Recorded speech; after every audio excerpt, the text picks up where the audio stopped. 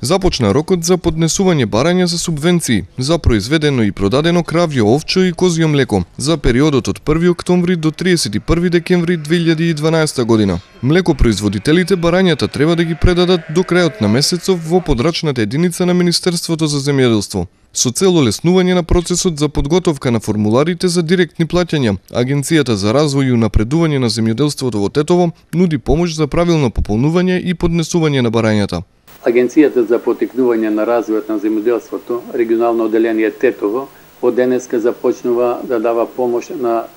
млекопроизводителите по однос на мерката за директни плаќања, тоа е за предадено и продадено млеко во откупните центри во млекарите,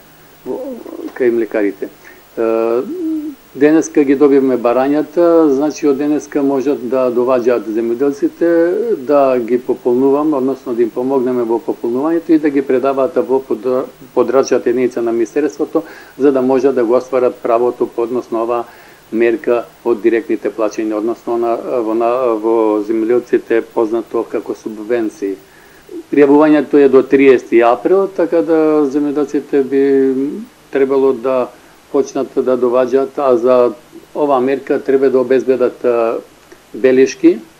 за месеците октомбар, новембар и децембар од 2012 година, подпишани со печат од откупната станица каде што го предават млекото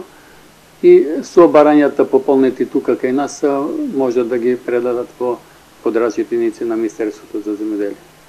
Според информациите од подрачната единица на Министерството за земјоделство, шумарство и водостопанство, во Тетовскиот регион има 8 млекарници и околу 2000 кооперанти, од кои тие го откупуваат млекото за понатамошна преработка.